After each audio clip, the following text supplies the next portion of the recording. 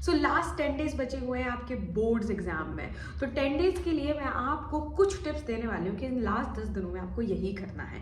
सबसे पहले आपका लास्ट पेपर में आता है हिस्ट्री और पॉलिटिकल साइंस, और ये दोनों ही बहुत ज़्यादा इंपॉर्टेंट सब्जेक्ट हैं। और आई नो कि आप ये 1-1.5 महीने की जब ड्यूरेशन में पेपर दोगे ना तो ये सब्जेक्ट भूल जाओगे। तो अभी 10 दिन बचे हुए हैं। इन 10 दिन में धीरे धीरे सबसे पहले अपना मेन सब्जेक्ट, फर्स्ट पेपर आपका जिसका भी फिजिकल एजुकेशन का, फिजिकल एजुकेशन उठाओ। तो पहला पेपर उठाना है, ठीक है। तो फर्स्ट पेपर का अब रिवाइज करना शुरू कर देना है। तो अगर आप 5 घंटे फर्स्ट पेपर के लिए दे रहे हो अपने, तो जो लास्ट पेपर है उनके लिए भी आपको 1-1 घंटा निकालना पड़ेगा, ठीक है। उसका रिवीजन भी पूरा अभी करके बिल्कुल रख दो। आंसर राइटिंग में करना है, 1 घंटा आपको निकालना है रिवीजन के लिए, आधा घंटा निकालना है आपको आंसर राइटिंग के लिए। कि आपको प्रीवियस ईयर, और आंसर राइटिंग में कहूंगी कि आपको प्रीवियस ईयर क्वेश्चन पेपर ही निकालने हैं। सीबीएसई ने सैंपल स्कीम बता दिया, वो सैंपल स्कीम पर वर्क करो और उसके साथ में प्रीवियस ईयर क्वेश्चन पेपर आपको लगाने हैं। जैसा मैंने आपको वीडियो की लिंक मैंने आपको दे दी है, मैंने आंसर राइटिंग पूरा पैटर्न समझाया हो, वैसे ही आंसर राइटिंग आपको करनी है, ठीक है। इसके बाद भी बहुत सारे डाउट आ रहे थे, तो इसमें मुझे एक चीज़ और कहनी है आपसे कि देखो मैंने, क्योंकि अभी बहुत सारे स्टूडेंट्स के अपने आंसर्स चेक किए हुए हैं, तो जैसे पॉइंट बहुत रेलिवेंट आते हैं लेकिन वो जंबल हो जाते हैं, वो कभी भी आप टू द पॉइंट नहीं लिख पा रहे हो आंसर को। और देखो आंसर में वर्ड लिमिट बहुत इंपॉर्टेंट है थ्योरी में, लेकिन उसके पॉइंटर्स भी देने जरूरी है। अगर आपने सिर्फ थ्योरी थ्योरी थ्योरी थ्योरी लिख के रख दी है तो फिर एग्जामिनर आपको मार्क्स देगा ही नहीं। तो आपको उसमें रेलिवेंट चीजें जो डालनी है, आपको उसमें एग्जाम्पल कोट करना ही करना है, आपको उसमें रेलेवेंट डेट डालनी ही डालनी है, आप उसमें पाई चार्ट या फ्लो चार्ट आप बना के ही आएंगे।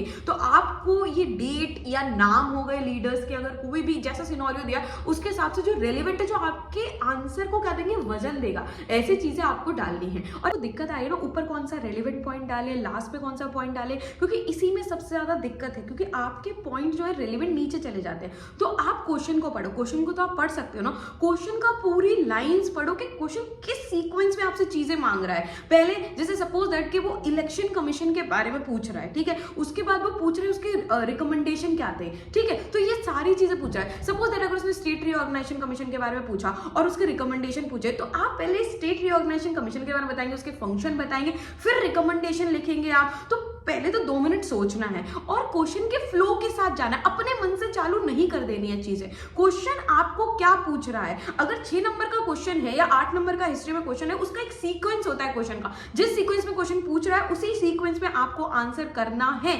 तो इस तरीके से जब आप देंगे तो आप क्वेश्चन के डिमांड को भी पूरा करेंगे, तो टीचर आपके नंबर काट ही नहीं पाएगा। और अभी से ही पुराना भी रिवाइज करना है, और जो पेपर है आपका अब 10 दिन बाद जो पेपर होने वाला है उसका तो आप करना शुरू कर दो, आंसर राइटिंग करना शुरू कर दो, एक एक आंसर देखना भी और लिखना भी। देखो आंसर पैटर्न देखना बहुत ज्यादा जरूरी है अब, क्योंकि आपको सब कुछ आता है, लेकिन अगर अभी भी आपको लिखना नहीं आता, आपको नंबर नहीं मिलने वाले हैं। 2 क्वेश्चन देखो, अपने मन में सोचो कि अब चलो लिखने का टाइम नहीं, तो मन में सोचो कि इसके पॉइंट में क्या क्या बनाऊंगा या बनाऊंगी, और उसके बाद सेम चीज को नेट पे देखो कि नेट पे कैसे लिखा हुआ है या फिर आपके सिंपल पेपर में कैसे लिखा हुआ है। अपने वीक पॉइंट्स पे अभी से काम करना शुरू कर दो, क्योंकि लास्ट के पेपर के लिए आपको बिल्कुल भी ऐसा है कि बहुत बड़ा गैप होता चला जाएगा, ठीक है। तो आंसर राइटिंग पे फोकस करनी है, रिवीजन पे फोकस करना है, और फर्स्ट पेपर की प्रिपरेशन भी शुरू कर देनी है। और उसके साथ में स्ट्रेस बिल्कुल भी नहीं लेना है, बिल्कुल भी नहीं सोचना है कि सामने वाला क्या कर रहा है, सामने वाले का कंप्लीट हो जाने दो, तुम अपने पेस से काम करो,